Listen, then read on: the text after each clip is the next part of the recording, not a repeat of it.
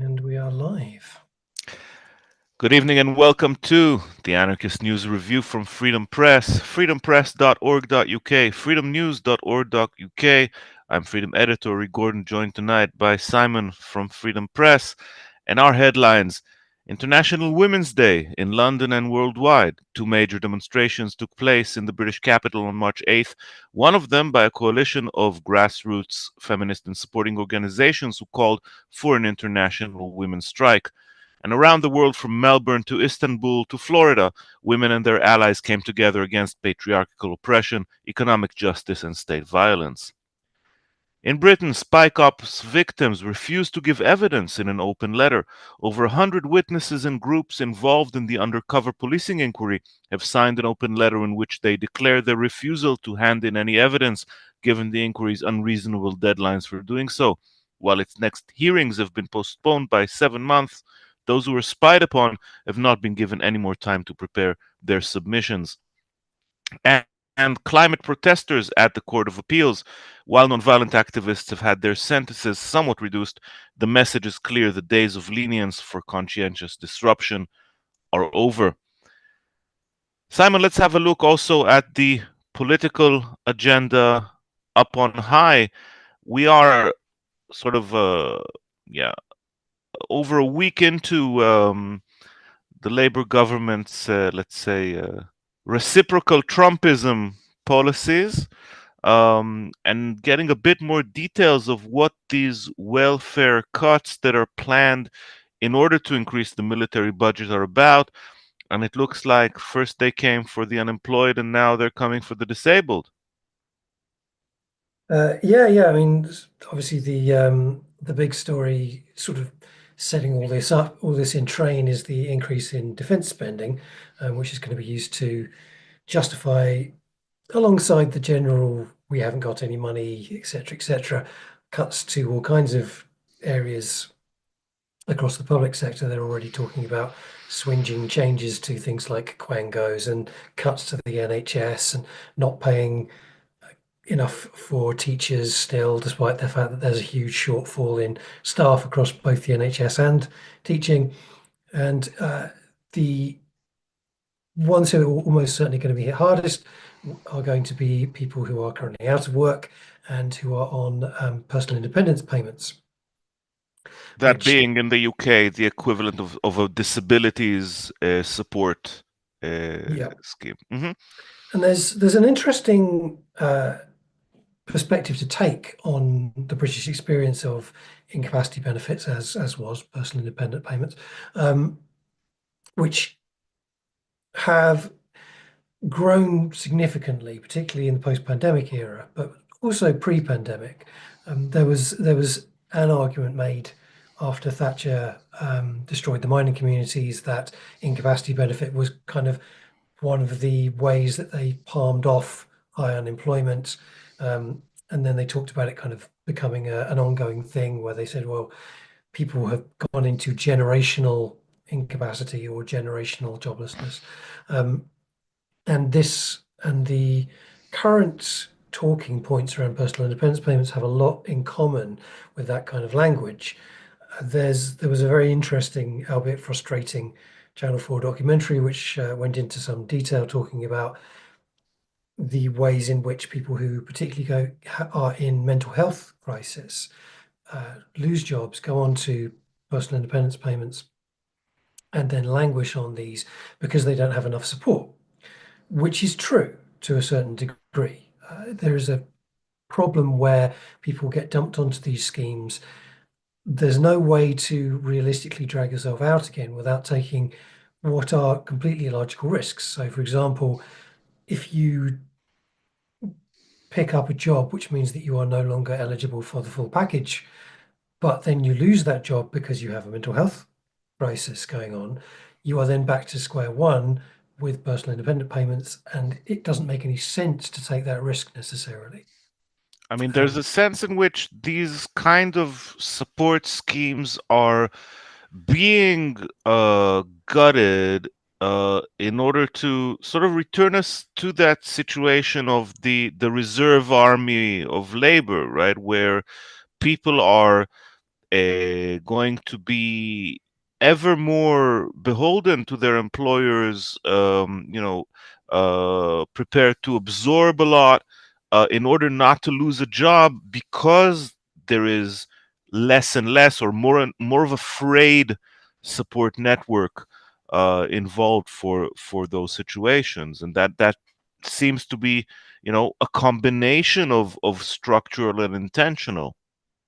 There's a definite issue for the state that it is increasingly and over time is only going to get worse in bother when it comes to available labour. Because on the one hand, obviously, as we know, there is a demographic crisis that is ongoing, in which the population is getting older and getting to the point where incapacity is insoluble. You can't drag people back to work when they are physically incapable of moving, etc., because they are in care homes, etc.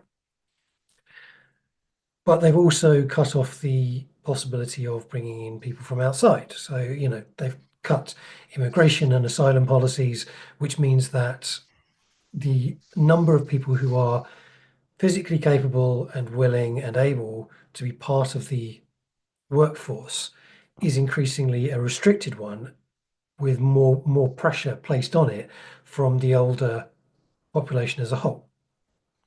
So what you also have as part of this crisis, obviously, is a decline also in relative tax income. And that's not just because the population of workers is getting smaller, it's also because you're not taxing the rich, as we know. But it means that you've got less money to throw around, and you're looking for ways in which to, rather than coax people back to work or make it easier for people to be in work, you're looking for cheap ways to try and push people into work. So you end up with a stick only system, which, as we know, is a false economy, right? Like, there's if you take someone who's going through a mental health crisis and just continually thrash them with a birch, it's not gonna make them more It's not going to likely make to them be better. more capable to work. No, but this is essentially the solution that Labour is proposing. They are not providing resources for people to go and talk through their problems or work out ways to become more independent and self-actualized or whatever. They're taking people who are well known at the job centre for helping people back into work by shouting at them and telling them how rubbish they are and how they need to buck their ideas up, and just moving them to deal with incapacity benefits, personal independence payments instead. It's going to make no difference. It's just going to be a complete waste of time, energy, and money, ultimately. And But part they don't. of Yeah, and I mean, I guess this can also be seen in a wider context as part of sort of Labour's decision, I think, to prefer its geopolitical standing and to prefer, NATO priorities to what goes on domestically, and and that seems like an almost certain recipe for electoral disaster for them, right? Because they've been, despite kowtowing to the Tory defined center, they did start their government with a kind of series of policies that were sort of supposed to tick those boxes on promises of ending the extreme uh, you know disdain for the population that was expressed by the Tories. But it seems that certainly since the American elections, it's become much more important for them to play the adult in the room to Trump's White House alongside Macron and other NATO partners. Um, and we know very well who is going to be picking up the dividends from their continuing, abuse of working people in this country. It's not going to be anyone to the left of Labour, because there is no real capacity there. It's going to be a party like Reform UK, which is continuing to undercut Labour electorally, is still polling quite evenly with them. Um, is this the trajectory that you also anticipate? I would say so. There's the problem, as you kind of said, one of the major problems that Labour has fallen into, one of the traps it's fallen into, is thinking that if you chase reform down the rabbit hole of aggressive US style attacks on working people uh, under the guise of tough love, it'll persuade the Daily Mail to like you and thus take votes away from reform. But the reality is that the measures they're taking are going to, because they're going to fail. The Daily Mail is not the kind of paper which says, this is the policy we want you to take. You take the policy fails, and the Daily Mail then says, whoops, mea culpa, it's our Our mistake there. mistake. Yeah, sorry there. We should try something else. They'll just blame you for not doing it properly or hard enough, and then reform benefit from that. Yeah, I mean, it's been Because compared to, the right wing being the one who spin the wheel to the right, and then Labor or the Democrats being the ratchet that prevents it from going back the other way. absolutely, and it's the amazing thing is that this is a lesson that liberals continue to fail to learn. You watch them in the US, scrabbling about saying we need to be more right wing so that we can appeal to the voters that abandoned us. It's like the voters didn't abandon you because you weren't right wing enough. You were plenty right wing. Um, They just had the illusion that, a Trump administration would somehow deliver lower prices, better wages, a bit less concern for the future. And the other problem is that, there is this tendency in the radical center, I think we should start calling it, instead of the moderate left, to kowtow to the right wing's punitive and cruel identity politics. And here again, there is that regular overtone window dynamic of of the center just being pulled by the right, saying the same thing but in a lower voice, essentially. And it's amazing how after so many years, people, even the political operators who are just after votes, don't understand why would people vote for a diluted variation of reform when they can vote for the real thing. yeah, In the meantime, that doesn't mean we can't be a little bit gleeful about events inside the Reform Party, which have been providing some headlines during the week. yeah, it's been. It's always funny when the far right gets into an argument with itself, and in this case, obviously, it's Rupert Lowe, who has gone completely ballistic, accused Reform of this, that, and the other, and Reform have accused him of being an abusive boss, and Nigel Farage is trying to kind of wash his hands of the whole thing and stay well out of it. Elon Musk has piled in to say, well, actually, I think maybe we should just maybe Britain could stand to have a party which is not led by Nigel Farage and maybe isn't reform. Um, and yeah, I mean, this is always the kind of thing that the left is hoping for from the right, and the far right often delivers it because they are a fractious bunch, as we know, and the alliances that they build are often between people who are opportunistic and at loggerheads over all kinds of different things, and generally incredibly selfish, aggressive people. And it seems like this is that bursting into the mainstream once again. Hmm. Let's talk about International Women's Day for a little bit. The 8th of March has been sort of, from its origins, a radical day, a day that was originated by, women sweatshop workers demanding better conditions, one that was first recognized by socialist movements in Europe. And, like many other sort of yearly appointments with a long-standing history, there's always been this kind of dynamic of co-optation. So we've got, the United Nations, um, NGOs, to say nothing of, marketing and advertising, trying to snatch International Women's Day into their hands to kind of empty it of any radical significance. And I think, against the background of such regressive policies, not just in countries like the U.S. or Russia, but also in mainstream Europe, um, where in Southern Europe, for example, right, abortion is still uh, far from a guarantee, and Eastern Europe as well, far from a guaranteed right.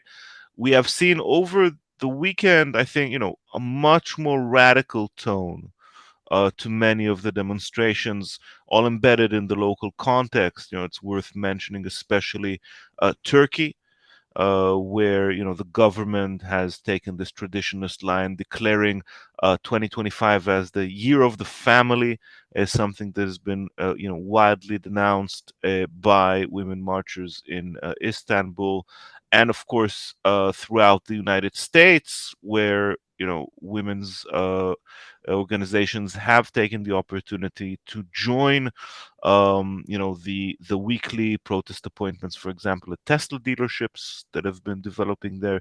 And there seems to be at least some show of radical capacity and a desire to fight back against the misogynistic side, among the many nasty sides of top-down politics today. And I think that's something that we as men who are feminist allies should certainly be praising and paying attention to.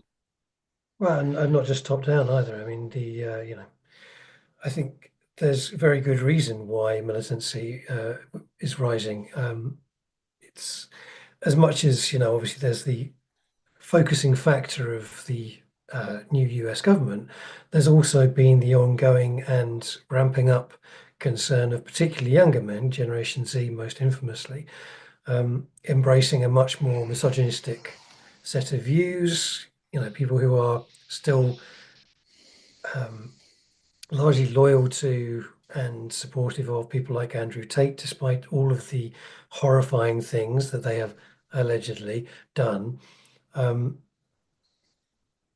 it's increasingly seems like a dangerous time. Obviously, we know that in general, progressive politics has been On increasingly retreat. eclipsed in retreat. There's also the increasing pressure that women worldwide have been under to be had to start having kids, despite the fact that you know the many reasons why women don't have kids have not changed in any realistic sense. Um, but you see places like China and Korea and indeed the US starting to become much more punitive in their approach to trying to get women to have children, whilst not paying any attention to the many factors in terms of why women aren't feeling confident in having kids or why they just don't want them in the given circumstances, which is entirely logical, frankly. Um, I think the International Women's Day has a particularly important place because internationalism is something which is going to need to be increasingly important to take on what is an international um, swing away from women's rights. Yeah, I mean, and so much so that, in St. Petersburg, Florida, for example, we had a pro-Trump agitator physically assaulting protesters, just the very sort of standing up for more than half of humanity becomes something that is offensive in the eyes of the right wing, and this kind of increasing understanding, I think, among right wing men, at least in the United States, but I think this is something that will percolate elsewhere. That this sort of uh, extra legal violence, I was going to say vigilante violence, but there's nobody really to protect against, right? This kind of extra legal violence may be increasingly acceptable to those on top, and that's certainly something that we shall have to be much more vigilant about ourselves, I guess, as time goes on. Speaking of misogyny, the Spycops inquiry is reaching a head point, I'd say. Of course, one aspect of that being so many policemen who had relationships with women while undercover, even fathering children with them. And, there is really among those who have been spied upon, yeah, fair disclosure, I'm one of them, this understanding that, the inquiry is becoming more and more difficult towards the so-called non-state core participants or witnesses or victims, the more it gets to recent events. The Met have already been forced to make several humiliating apologies, but there is a feeling now that as this comes into the 90s, the 2000s, as it comes into also spying on government figures in the current government. I mean, we know that Keir Starmer, as one of the lawyers who were advising the McLibel to, was spied upon himself, but especially when it comes to climate action, to spying on activists for environmental justice, which has become such a popular cause these days. Things are just going to be coming up that are going to be too uncomfortable for the state. Hence the desire to just, finish it up, get it done and dusted, get it under the table. And in that sense, I think that there is a very disappointing direction being taken by the inquiry. The current open letter by members of this kind of by the core participants. By the way, many people and many groups were refused a core participant status. So I, for example, will not be testifying about how, yes, police officer Mark Kennedy slept in my house and was privy to various plans of direct action. This is all stuff that happened 20 years ago plus. But, there was really an attempt to reduce the volume of what this inquiry will be dealing with. We already saw, as we published a number of weeks ago, that in the previous government, the Home Secretary at the time, Suella Braverman, tried to curtail the Spycops inquiry by changing its terms of reference, making them much more general, not requiring it to deal with the effects that it had on individuals, but more with the effects in general. This did not come through in the end. We were able to expose it a few weeks ago, but it looks like unless there are steps taken by the current Home Office, the inquiry will be continuing this kind of trend of, uh, impossible timeframes for witnesses, rushed hearings, very sort of limited attempts to challenge what's been going on.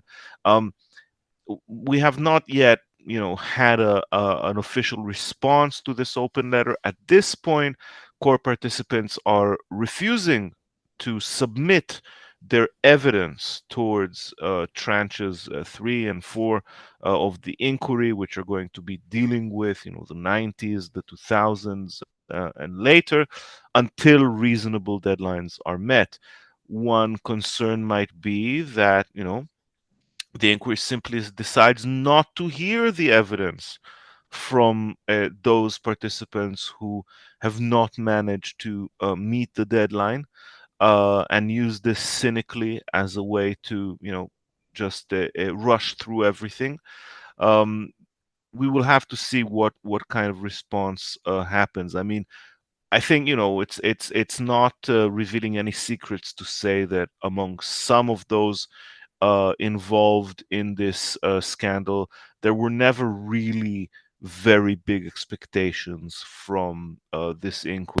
That, some of us have seen it from the start as a cover-up inquiry, but, those who have really been affected by this, and I'm talking especially of, the women who found out that they'd been in relationship with undercovers who, in some cases, had children with them.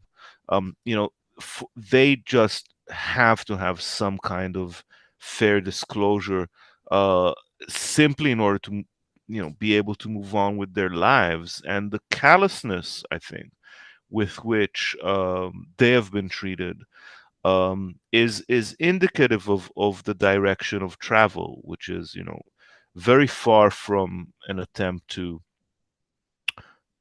achieve some kind of truth and reconciliation between nonviolent activists and the government, but merely, yes, another sort of attempt to just tick the boxes and move on as Well, if nothing happened. I think it's important to note that, yeah, I mean, obviously, another way of talking about an inquiry is essentially just a 10 to 15-year project for the government to make something go away, right? But the way in which this inquiry has been approached by the large numbers of people who it has affected, I think, in particular, particularly those women, deserve incredible amount of credit for just the sheer amount of gumption and sticking at it to drag out information that the inquiry really didn't want to give out in a lot of cases. And also getting round the, even when the inquiry itself was trying to uh, release information, the Met losing things and holding things up and prompting uh, more delays and all the rest of it. And the balancing act that has been forced on the inquiry, where on the one hand, it does sort of need to keep the involvement of the participants in order to retain even vague credibility, has been a well used way to at least make it vaguely useful in places, I think. So full credit to everybody who has made that effort, I think. Oh, you've gone quiet, Uri. Your audio's gone. Right. Well, whilst Uri is still trying to work out what's going on, I think he might be restarting. I can probably move on to one which wasn't on our list, which should probably be flagged. Is today's article, which is about a talk by anarchist ex-prisoner Toby Shone at the Cowley Club in Brighton. Toby Shone's an interesting one because he has been involved in anarchist direct action projects for quite a while, and he has been, I think, fairly reasonable to say he's been comprehensively stitched up by the state on a number of different occasions, going after him for anything they could find, essentially. This is, yep, audio back. So this is talking about Toby Shone, if you want to. I hope so. Am I being heard? One, two. You are, yes. Excellent.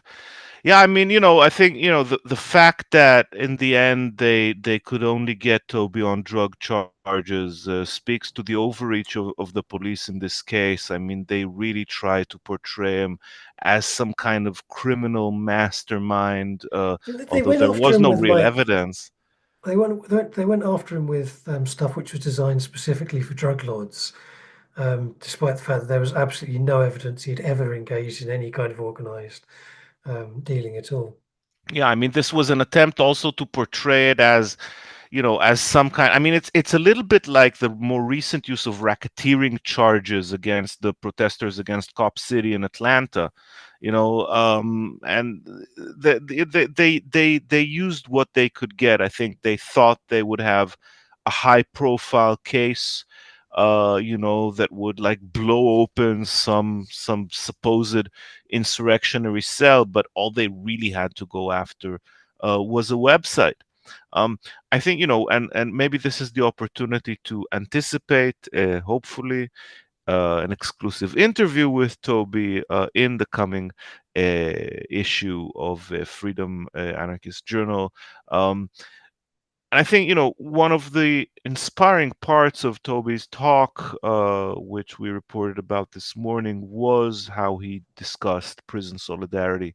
And the sentence that we kind of took as a headline, that the state forces are terrified of the links we make with each other, and really kind of the ability of people to stay human within prison, where everything is set up to degrade you and to just make you lose your humanity, um, is something that is inspiring, whether we're talking about political prisoners or not. And It's I also, think that it's also very topical, obviously, given that we're given the results of the most recent Court of Appeal results. yeah, I mean, we should talk about that. I mean, there is always going to be an attempt to appeal things, but it seems to me that, if anything, what we've received from the Court of Appeal in response to this judgment is a political clarification. Of course, the courts would deny that that's ever what they do, but the whole kind of judgment, and you can read it in full, it's linked out of our story, um has to do with really kind of changing the status quo around conscientiously motivated, uh publicly publicly accountable uh, forms of protest that may breach the law in this country. The idea that um, every case will be sentenced on its own merits, that the conscientious side of things, that acting out of a conscientious motive may affect culpability, but will not really be a kind of fixed mitigating circumstance. That shows that the direction of travel for the courts is very much with the government's attempt to criminalize dissent, and to deter mass nonviolent action that has disruptive consequences. So this is kind of a long story arc that you can take back uh, to the 90s. I mean, you can take it back much further, of course, but you know the fact that in this country, unlike continental Europe, for example, right, you won't find tear gas used excessively or extensively in demonstrations that often, right? It's not like in Paris or in Rome. The fact that you will not have as frequent attempts to violently storm demonstrations, rather, yeah, just to kettle them and get the will to live out of them before you kind of get them out of there and photograph them one by one and so on.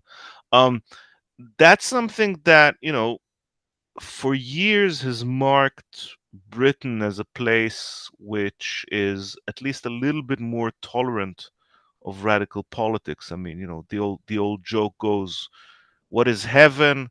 Well, no, I won't tell it because it's a bit essentialist. But it had to do with English police being part of heaven and English food being part of hell, and then there's other countries that's Sure. mixed up with. Um, but I mean, it's very clear that the Just Stop Oil slash Insulate Britain slash Extinction Rebellion approach, which had to do with media grabbing, disruptive actions that are intended to be arrested. Yeah, that have an arrest as a result, and this sort of slight wink to the American civil rights movement, the fill the prisons kind of attitude, has been met by the British state with the attitude of, come on, let's have it. We will put you in jail for years. We will send you down for 4 or 3 or 2 years for nonviolent action.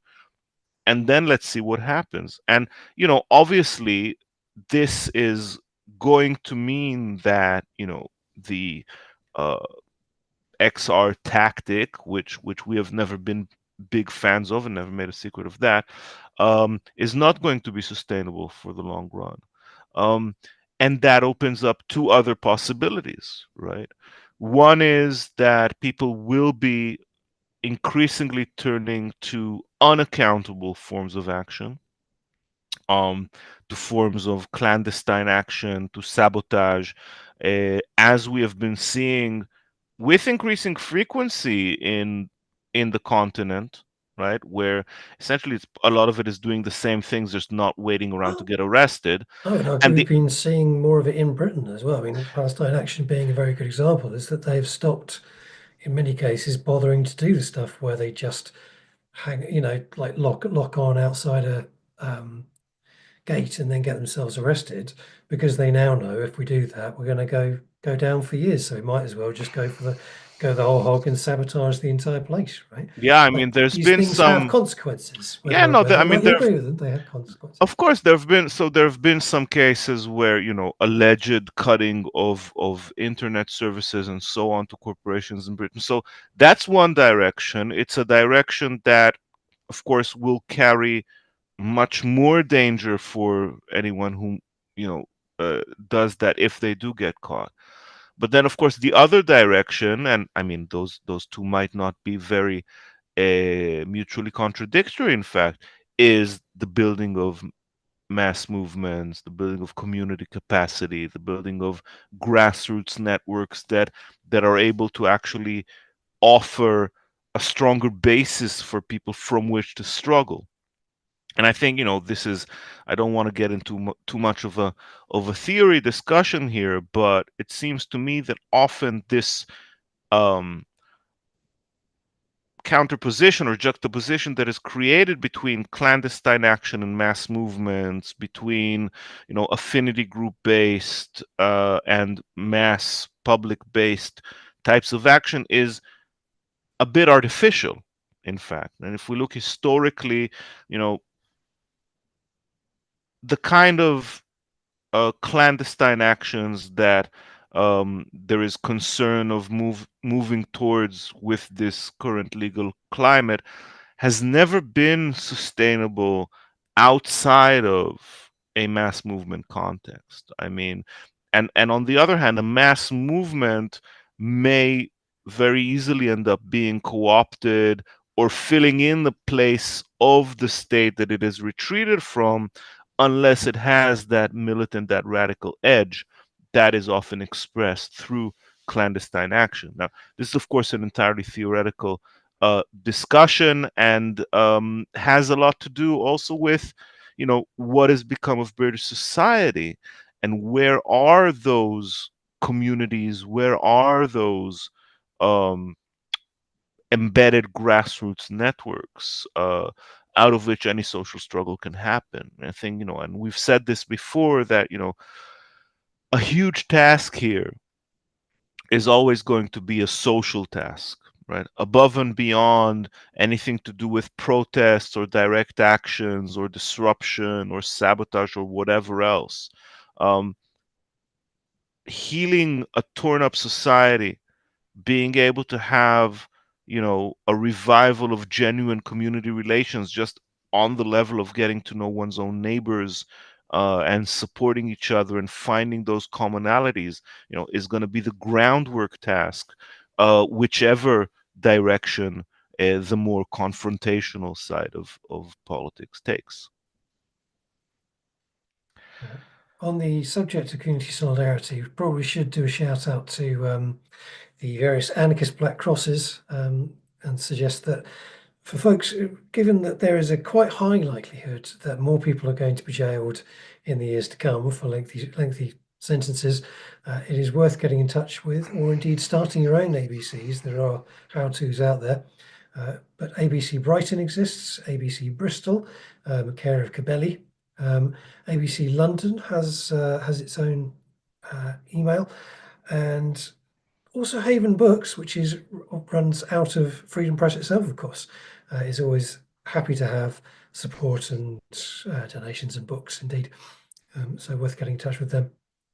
There Yeah, are and whether that's, organizing letter writing sessions to prisoners, organizing sessions of, know your rights during protest, arrest rights, how to behave if you're arrested. All of these things, are definitely things that, we need to educate ourselves on and educate others on.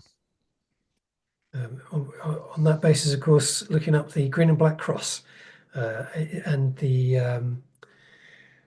Activist Court Aid Brigade are both good, solid organisations to look up and have a read through and see what they've got to say.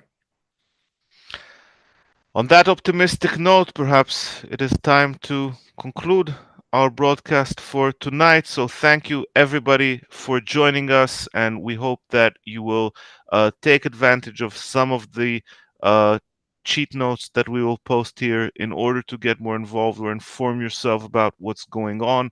So that's it from tonight from the Anarchist News Review from Freedom Press. Of course, you must follow us. Follow us on Like and Instagram, subscribe. on Facebook, on Telegram, on Blue Sky. We are not on X anymore. Coming soon, Freedom on the Moon. Good night.